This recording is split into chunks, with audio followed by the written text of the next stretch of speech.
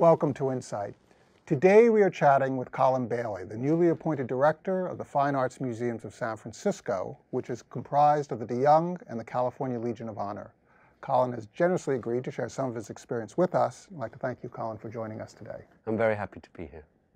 Now, you are coming from a completely different coast, a completely different city, New York City, and a completely different museum, the Frick. Talk about the Frick first, and tell me a little bit about how that museum is situated in the constellation of museums in New York.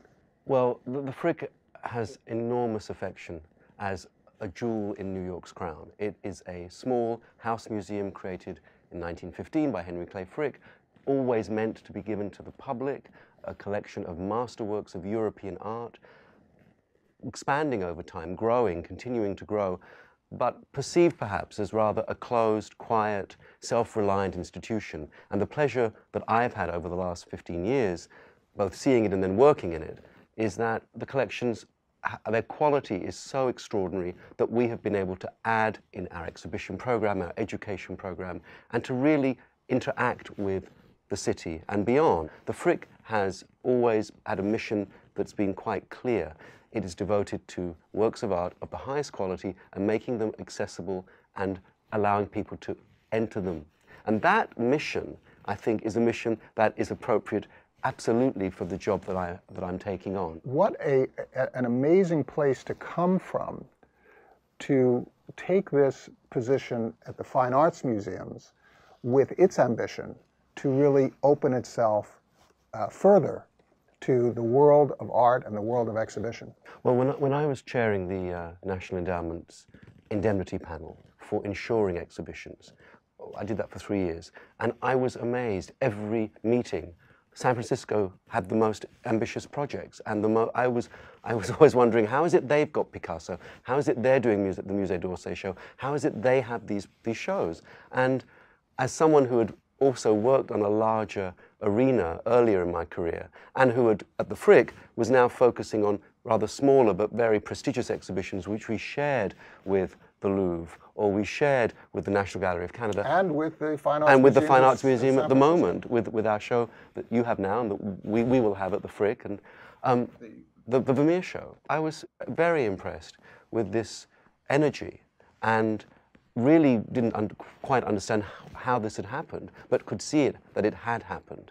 And so for me, when this became a possibility to come to San Francisco, I felt that I could take some of the connections and relationships that I have, and a belief that an exhibition program that's dynamic, serious, varied, and has opportunities for increasing scholarship, increasing awareness, that I would have a platform here that would be like the Met or the National Gallery of Art in Washington or Chicago.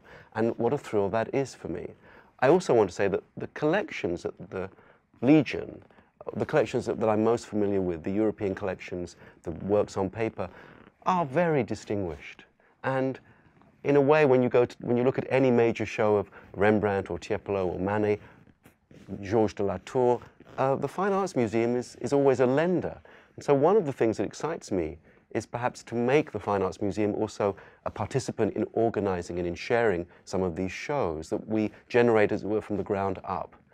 And I must say that the new museum, the DeYoung, which I had been hearing about and everyone was so enthusiastic about, when I came to see it, it is so beautifully rendered, and it is so beautifully working now. When you step in, you feel that you're welcomed, the space is appropriate, warm, and the galleries are different. The American galleries are superbly classical, and then you can go to the exhibition galleries downstairs, which are immense and really fashioned so well.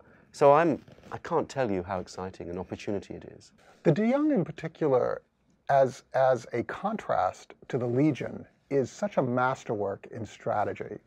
It provides in one institution both the contemporary and the classical architectural reference points. How the art can be exhibited is so diverse. You can have small, very intimate spaces or very large public spaces. It becomes an amazing canvas. Well, Mark, you feel that when you go upstairs and you look at some of the African art and the oceanic art. The rooms are so, in a way, intimate and effective for these works that need lower lighting, and they need to be displayed obviously differently from the American paintings. And then the textiles collection, which is one of the greatest in the country, this too has a place there. And I'm excited to get to learn these collections, because it's really, for me, a huge learning curve that's ahead. This museum has gone through many stages, and since the Loma Prieta earthquake, where the De Young was damaged, to the opening of the new De Young, the challenge of creating Embrace, which John Buchanan really did so magnificently. He was a fine director to launch and relaunch this. Harry Parker before him, having built the museums and seen those projects through. Now is the time to create that embrace on the art side that would fulfill the ambition of the community.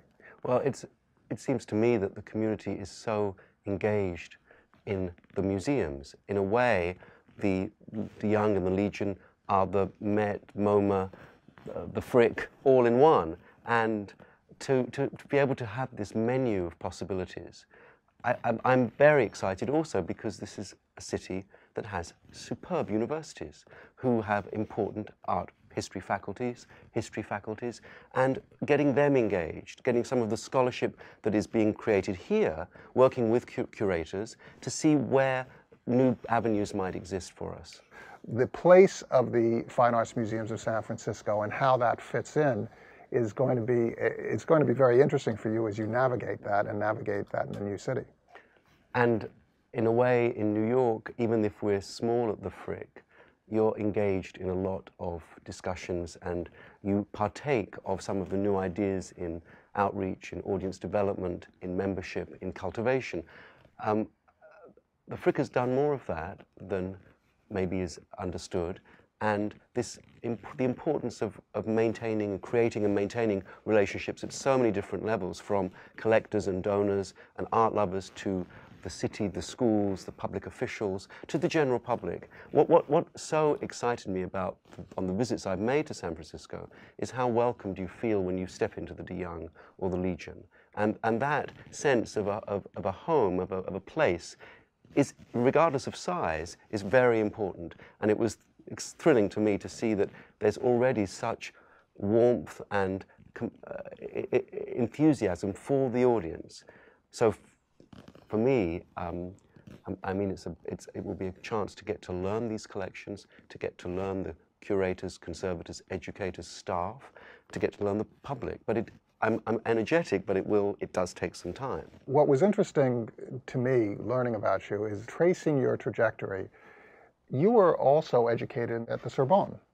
I had a year as I had a year as a Oxford Sorbonne Fellow. I lived in Paris for nearly 4 years when I was doing doctoral work. I've always worked on French art as well as other things, but French art is my first love, 18th and 19th century, and I feel very privileged that I've had a chance to really know those collections and the colleagues in the Louvre and the Musée d'Orsay. It's very much part of what I am in terms of my, as an art historian, as a curator. And you started off your curatorial career, I believe, in Philadelphia, the Philadelphia Museum of Art. You went on to be the senior curator at the Kimball Art Museum. You were with the National Gallery of Canada before joining the Frick. Talk about these different experiences and the roles that those experiences had in your own professional development. I started out as a student studying art history, thinking I would become an academic. And in the 70s in England, there were no internships, no fellowships, and I was offered one at the Getty in California. I think of my career beginning when I had a year at the old Getty in LA.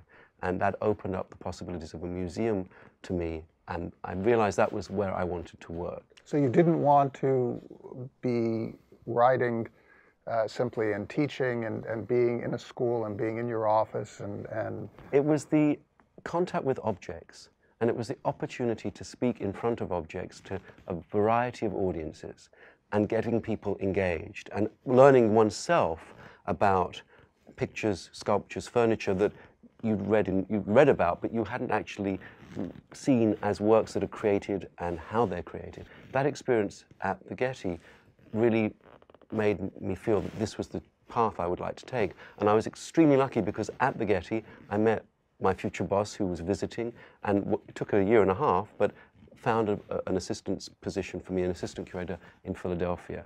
And the Philadelphia Museum of Art, rather like the Fine Arts Museum, an encyclopedic collection with extraordinary depth in so many areas, and a very compassionate staff. And I was there, and it was my training for 4 years. I worked on a number of projects, but I knew that if I wanted to gain more experience, I'd have to leave. And then the opportunity to work in Fort Worth, Texas, at the Kimball. So I've been lucky to work in extraordinary buildings as well. You're taking quite a tour by this time of your career of American cultural distinctions and different cities.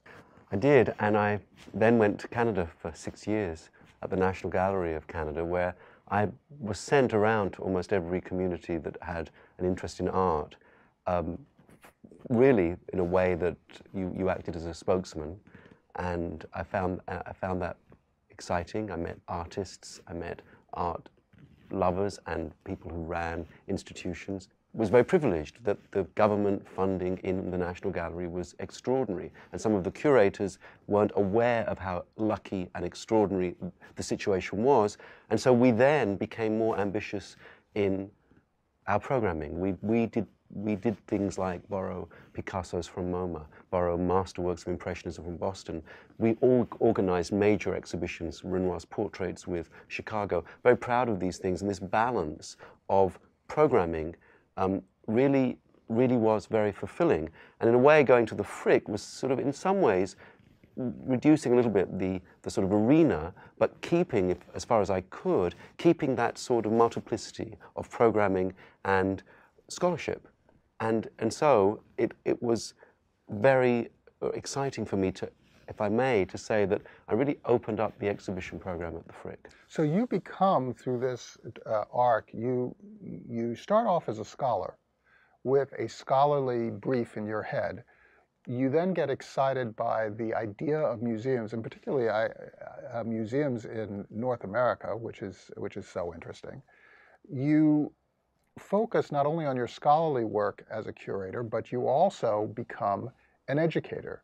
You also become a presenter and somebody who is focused on public programming. You're beginning to negotiate in a real business sense for the exchange of works. You're beginning to acquire so many of the business skills that are important to subsequent success. And then you come to the Frick, and now you are your brief is to create from this jewel an exhibition schedule that attracts attendance, that attracts attention, that is going to thrive in the shadow of one of the most intimidating museum presence in the world, the Metropolitan. How was that when you come in and you found what you found and you start your journey? Well, at the Frick, I must say I was lucky in my timing, because many of some of the staff were already reaching retirement, and there were positions to fill. And so I was able to hire from the Getty a brilliant curator who could work on. And you really shaped the curatorial staff at that institution. I'm very proud of that. I mean, I didn't, in one case, the senior curator had been there before me, and she is a wonderful scholar and a wonderful person, and she's just been able to do more and more. But we also were able to bring in this fine specialist and create a program of young scholars, fellows, that we finally had endowed by the Mellon to give us this sort of new generation, rolling generation of very promising young professionals who do small projects, even small for the Frick, with our assistance.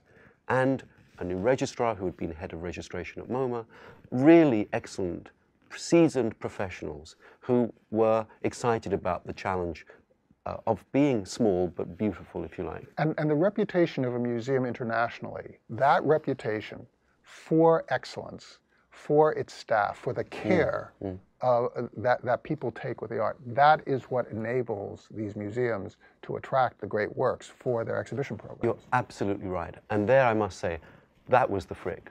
That was the Frick from the beginning. in a way. It had this excellence, this reputation for seriousness, scholarship, stewardship. And you had that to build on.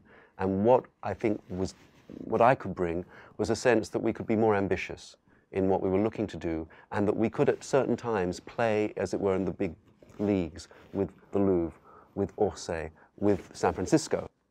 You're in this similar situation of taking the curatorial reputation and unfolding that, taking people who are very talented and making sure that they are appropriately exposed to the world, taking these collections and drawing more attention, deserved attention to those collections, bringing new collections here and combining those works with works from the institution and telling a new story. You know, it's a foundation of excellence on which to build, and that I've always recognized the collections at the Fine Arts Museums of San Francisco as being wonderful, and not knowing them as well as I might, but also not seeing them as perhaps pushed forward as much. What type of interpretive philosophy do you favor, or do you see the museum as a way to explore different interpretive philosophies and the ideas of your curators and the artists that they are presenting? I don't want to get bound up with one approach. I want to go back to a sort of fundamental obligation of the museum, which is to conserve, to show, to communicate, to educate. You know, museums were places of both enlightenment and enjoyment, and both of those are important. So there's an entertainment piece of this. No question. There is aesthetic pleasure is enjoyable, and that aesthetic response, putting aside from it all the interesting material and information and interpretation, the aesthetic response, a visceral, physiological response, is very precious. And if you can create that and offer that to people, it's a wonderful thing. And that's what museums do and should do. And I think the Fine Arts Museums do it very well. Well, Colin Bailey, thank you so much for exploring the art, your career, these institutions, and the Fine Arts Museums of San Francisco with us today. And thank you so much for your insights. Thank you, Mark. It was great.